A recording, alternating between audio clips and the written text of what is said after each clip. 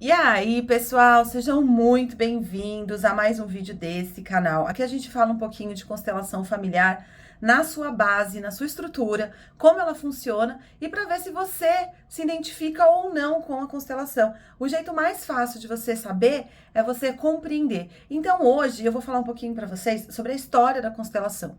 Como que ela começou? Quem foi que descobriu esse processo?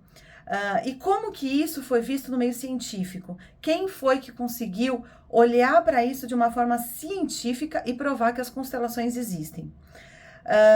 Então eu vou juntar esses dois conhecimentos para que vocês tenham base e consigam compreender se a constelação é ou não para vocês. O único jeito de vocês saberem se a constelação é ou não para vocês, se ela faz sentido ou não, é vocês terem o conhecimento, é vocês pararem, ouvirem ou lerem, né? E absorver o conteúdo e falar assim, nossa, faz sentido para mim ou não faz sentido para mim.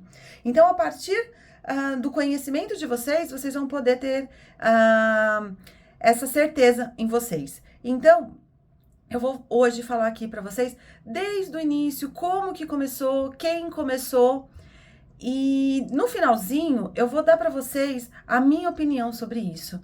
O que que eu acho, o que que eu vejo todos os dias, se é ou não para todo mundo, se a constelação faz sentido ou não e aonde não faz. Bom, gente, se vocês se interessarem por esse tema, então vamos seguir que eu vou falar para vocês. Só que antes disso, eu vou pedir para que vocês não se esqueçam de se inscrever aqui no canal, de clicar no sininho, para que sempre que eu lance um vídeo novo aqui no canal, vocês consigam ser os primeiros a receber. E se vocês gostarem do conteúdo, curtam e compartilhem para mais pessoas, para quem vocês acreditam que vai fazer sentido, que precisa conhecer as constelações ou que precisa ter uma abertura maior para poder decidir se é ou não para essa pessoa. Bom, gente, bora lá. Primeira coisa que eu vou contar para vocês é sobre Bert Hellinger. Quem foi Bert Hellinger? Anton Bert Hellinger foi uma pessoa, um alemão, que nasceu no dia 16 de dezembro de 1925, na Alemanha, numa cidade chamada Leimen. É uma cidade bem pequenininha, eu dei um Google agora há pouco e descobri que por lá hoje tem 30 mil pessoas morando, então é uma cidadezinha bem pequenininha. Mas tem uma cidade próxima, e nessa cidade os pais de Bert foram morar quando ele tinha 5 anos. Só que os pais de Bert não levaram Bert Hellinger, levaram apenas o irmão mais velho e a irmã mais nova. E Bert ficou ainda algum tempo morando com os avós nessa cidadezinha onde ele nasceu. Depois de um tempo, ele foi sim morar com os pais, mas isso depois, quando ele foi aprender a constelação, quando ele já estava lá com seus 92 anos, ele ainda precisou olhar para isso, porque ele se sentiu, depois ele foi compreender isso, que ele se sentiu um pouquinho abandonado pela mãe. Aonde que eu descobri tudo isso, gente? Aqui, ó. Este livro é o último livro de Bert. Na verdade, foi lançado praticamente no mesmo mês em que Bert faleceu, tá? E ele é o único livro em que Bert não escreve. O Bert dita e uma outra pessoa faz toda a transcrição e edita esse texto, esse livro, tá? Então aqui ele tira muitas conclusões sobre as constelações e também ele explica da onde que ele veio, como foi a trajetória de vida dele e também como ele começou a perceber as constelações. Então, vamos lá. Bert, quando ele tinha 15 anos, ele resolveu que ele queria ser padre. E ele tentou, inclusive, entrar numa escola de padres, porque ele queria entrar no seminário. Mas aconteceram algumas coisas, não deu. E ele acabou indo para a guerra, sim, porque ele nasceu e logo depois entrou Hitler lá na Alemanha. E daí teve todo aquele processo, guerra, e ele foi convocado. Tanto ele quanto o irmão mais velho foram lutar nessa guerra, tá? E, inclusive, ele diz no livro uma passagem bem interessante, que quando ele volta, antes dele chegar para encontrar a mãe, avisam ela que um dos filhos tinha falecido e que o outro iria chegar.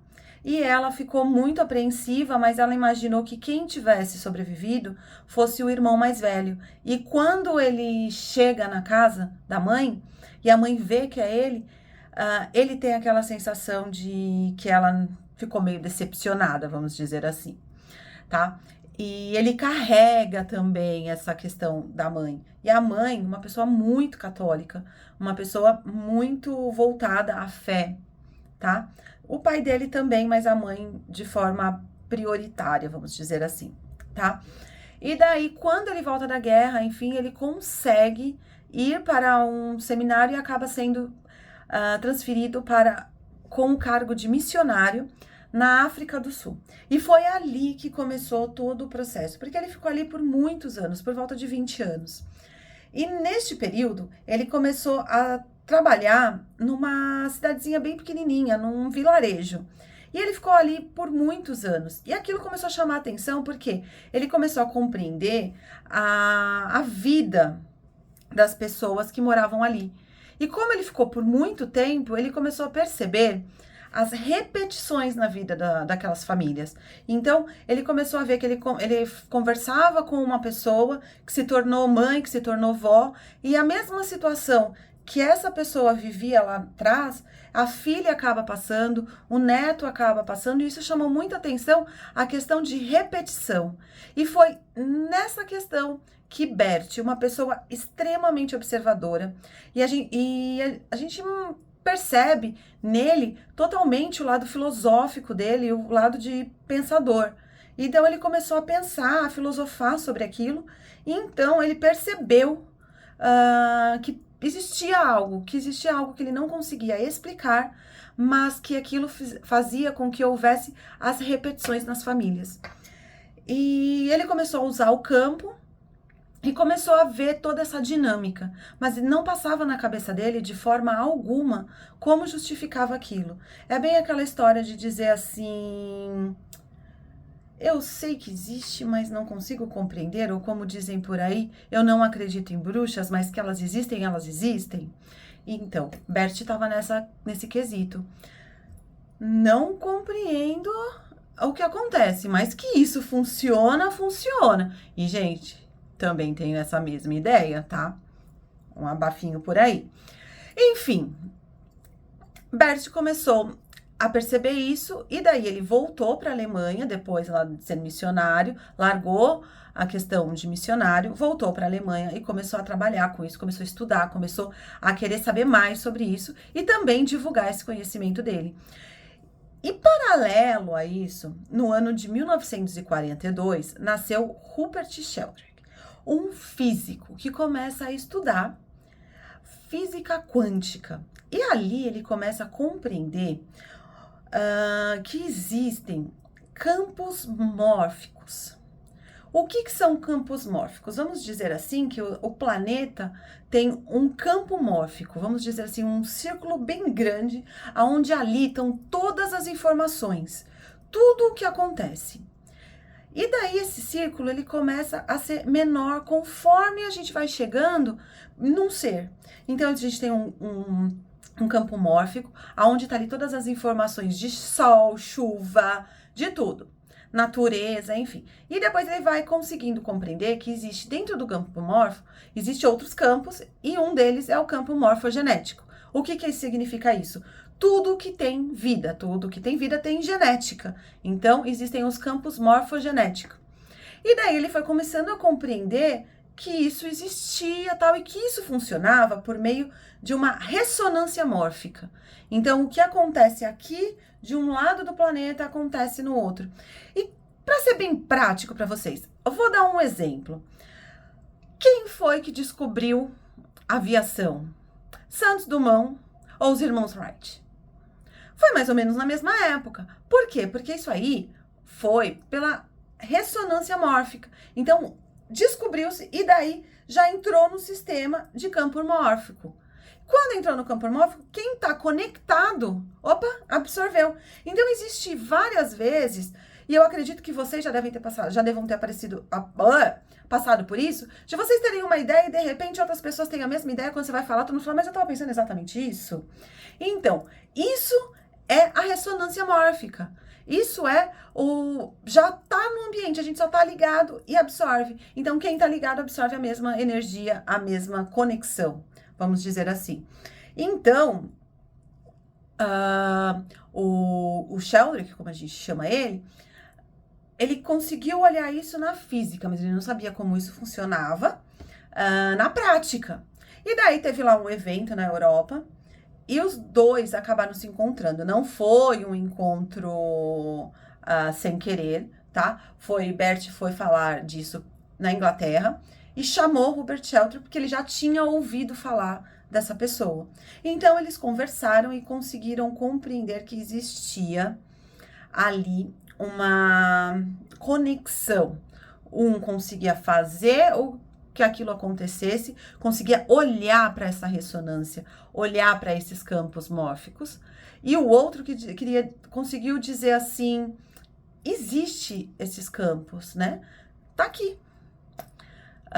Então foi aí que a gente conseguiu olhar para o todo. Só que vamos logo ali. Física quântica ainda é algo que está sendo estudado. Nós estamos estudando isso. Então, ainda não é uma ciência fechada e cravada, como, por exemplo, a física convencional ou a matemática, que 1 mais 1 vai ser sempre 2, né? E que existe lá milhões de leis da física que já são comprovadas e que funcionam de qualquer forma. Então, a partir dali, a gente tem aquela certeza absoluta. A física quântica, ela estuda o micro, o bem pequenininho, e o macro, o bem grandão, né? E ainda se está caminhando nisso, como ainda se caminha muito na parte de genética, né? Que ainda estudam muito a parte que faltou ser codificada dos genes humanos, né? Que é chamado epigenética, que é o estudo realmente do que faltou, porque faltou ali uma porcentagem do DNA. Então, estudam e deram o nome de epigenética. E hoje a gente já sabe que está bem avançado esse estudo. Aliás, é um tema que eu adoro e que eu estudo. Então, perante tudo isso, a gente conseguiu compreender as constelações na sua teoria, tá? E daí, Bert, vamos voltar a Bert. Ele começou, bom, ok, isso aqui funciona. E daí ele começou a compreender mais profundamente o que tudo aquilo queria dizer para ele, né? Independentemente da ciência, independentemente de como provasse aquilo, ele falava, se tem bruxas, que elas existem, existem. Se existem bruxas, eu não sei, mas que existe, eu vou estudar isso aqui. E ele, como um bom pensador, enfim, depois no final da vida ele dizia que ele estudava a psicanálise, né? A psicologia das pessoas, enfim. Estudou psicanálise, lógico, mas não se enquadra ali em Jung, sabe assim? Não dá. Mas usa muito essa teoria, muito essa base, porque são bases muito justificadas, tá? Mas voltando para a constelação, que eu dei umas viajadas aqui, para vocês compreenderem, Bert conseguiu perceber que tudo dessa questão familiar e da nossa vida se baseia em 3 leis. Existe aqui sim um vídeo que eu já fiz para vocês sobre essas leis, que são dadas como as leis do amor, o nome que Bert deu, né, para um nome mais gostosinho da gente ouvir, que são a lei da hierarquia, né? Então, quem veio antes tem prevalência a quem vem depois. Então, sua vovó tem sim preferência a você. O equilíbrio, então, todo mundo tem o mesmo papel, seja lá numa amizade, num relacionamento, exceto relações de papai com filhinhos, ou de mamãe com filhinhos, tá? Essa relação, ela sempre vai ser diferente, não estará num equilíbrio, porque os pais dão a vida e não tem como equiparar isso a nada. Então, a gente pode tentar a vida inteira fazer pelos nossos pais, mas nunca chegaremos aos pés dos nossos pais, porque eles nos deram a vida, gente. Ok, faz sentido, não faz? Então, aí existem alguns emaranhamentos. Então, aqui no canal tem algumas coisas, enfim. Vou falar sobre emaranhamento depois que eu falar da terceira lei do amor, que é o pertencimento. Todos nós buscamos pertencer. A nossa alma busca o pertencimento, seja ela nas nossas relações de amizade, no grupinho da escola, seja no grupinho do trabalho, seja no grupinho da academia. A ideia da gente é sempre pertencer, a gente precisa pertencer a alguns lugares, a um grupo, né? Vários. Então, eu tenho que pertencer à minha academia, eu tenho que pertencer, e isso dá um quentinho, não dá, gente, quando a gente é lembrado, quando as pessoas colocam a gente num grupo, principalmente quando a gente chega novo em algum lugar, né?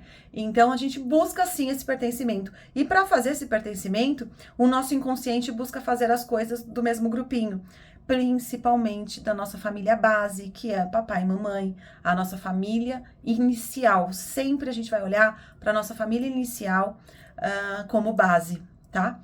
Isso também vale, gente, para a empresa, tá? Então a gente sempre vai olhar para quem fundou a empresa, tal. Tem um vídeo disso aqui também, aqui já no canal. Enfim, quando a gente acaba não olhando para essas leis, a gente cria o que Bert deu o nome de emaranhamento. O que é emaranhamento? Vamos dizer que isso aqui, ó. Porque eu não tô no meu lugar e daí fica assim, ó, igual os fios emaranhados. Como que eu faço para sair desse emaranhamento?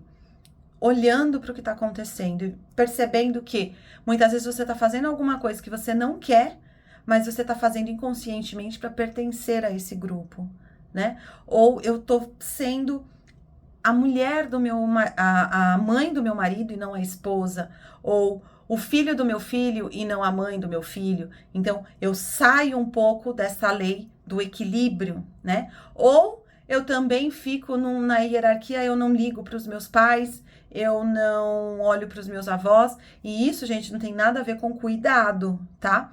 Tem a ver com amor, com generosidade, com o que vem do nosso coração.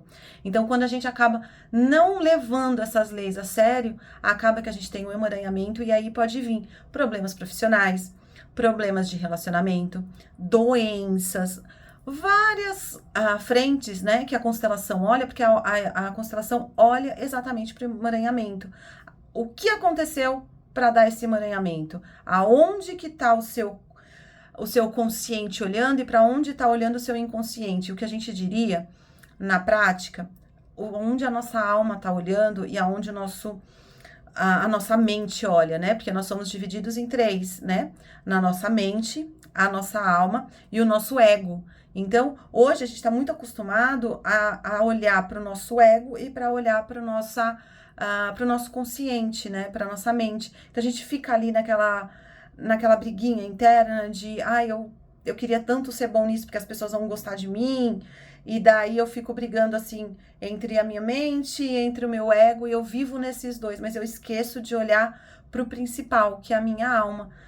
E o que a minha alma tá querendo dizer? E quando eu não olho para essa alma e não consigo compreender o que ela tá querendo me dizer, eu consigo me emaranhar mais e mais e mais e mais. E daí a constelação, ela entra olhando para a alma da pessoa, olhando para as dores inconscientes que estão ali no campo morfogenético da família. Sim, porque daí quando a gente fala em pessoa, a gente consegue compreender que a pessoa, ela tem o campo morfogenético dela e muito vinculado ao campo da família base, né? Então, papai e mamãe. Por quê? Porque a pessoa é papai e mamãe, 50% de cada um. Então, a família base é mandatório. E daí, quando a gente acaba tendo alguns tipos de relacionamento mais sérios, entrando numa empresa, a gente acaba adquirindo e entrando, né? Então, a gente tem uma troca no campo morfogenético. Eu pertenço ao campo da minha empresa, eu pertenço ao campo do meu marido, mas como eu disse, é uma troca. Então, a gente também recebe isso. Então, existe essas trocas. Então, é como se a gente tivesse uma bolinha central, que é o nosso campo base, e vários outros envolvidos ali, porque conforme vai passando a nossa vida, a gente vai tendo contato com outros campos morfogenéticos, com outras pessoas que também têm as histórias delas, que também têm a vivência de cada um. Então, a gente olha para esse emaranhamento para tentar quebrar, para tentar tornar um fio. E daí assim, gente, fica muito mais leve. Isso aqui foi só um exemplo para vocês compreenderem de uma forma leve de como funciona, tá? Como eu disse para vocês no começo, Bert, com 92 anos, e tá dizendo aqui no livro, tá?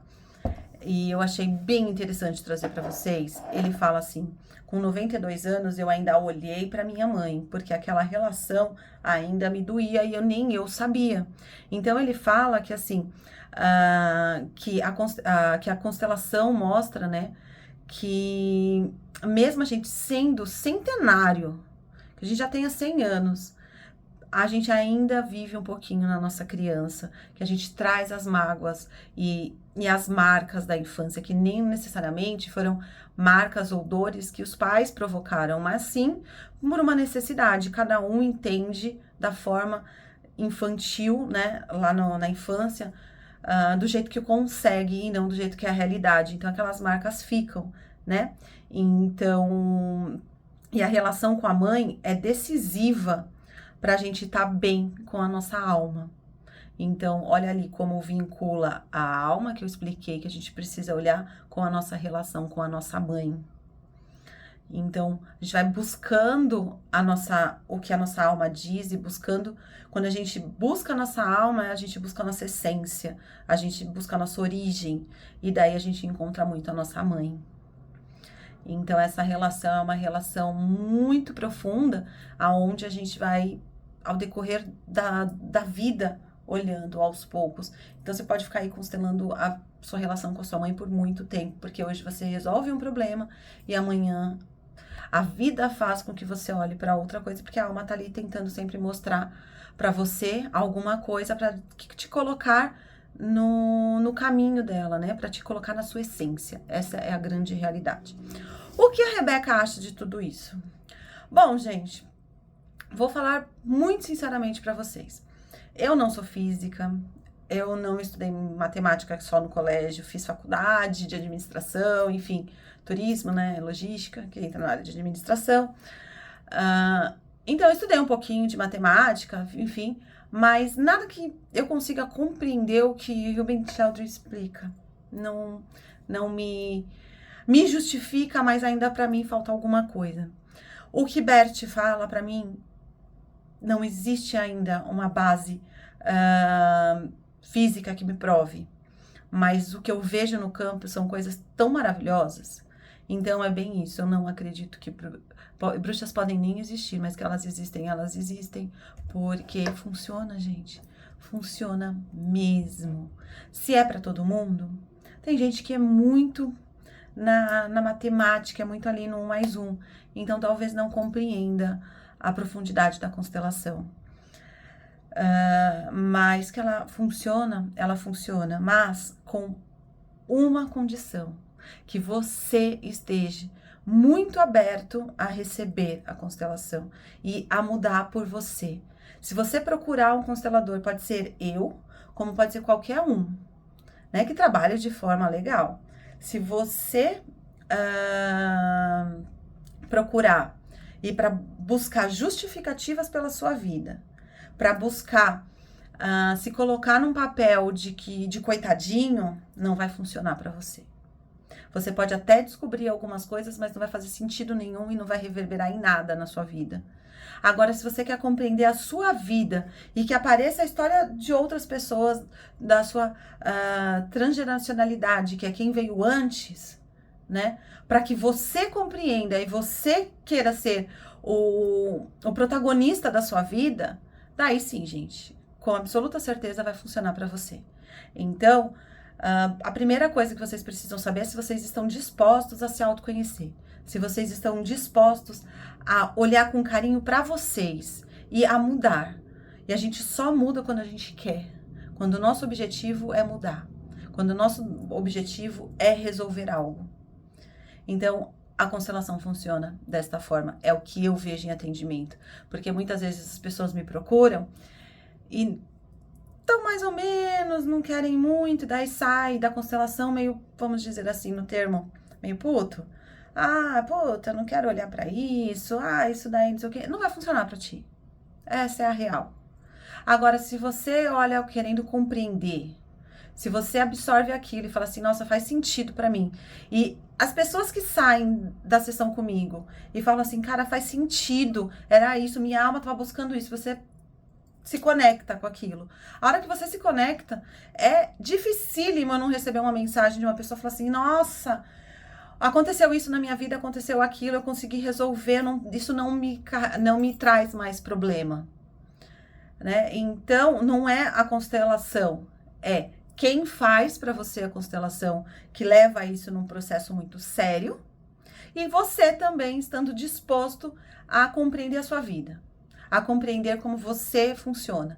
E daí sim, gente, a constelação, ó, sucesso. E é isso que eu tinha que falar pra vocês. Se vocês ficarem com dúvida, gente, eu não podia resumir o livro inteiro em um vídeo, tá? Também não tem como ficar aqui falando da guerra, falando de tudo que Bert viveu. Para quem se interessa, esse livro é bem interessante, porque é o livro mais fácil de constelação que existe, porque não foi escrito por Bert.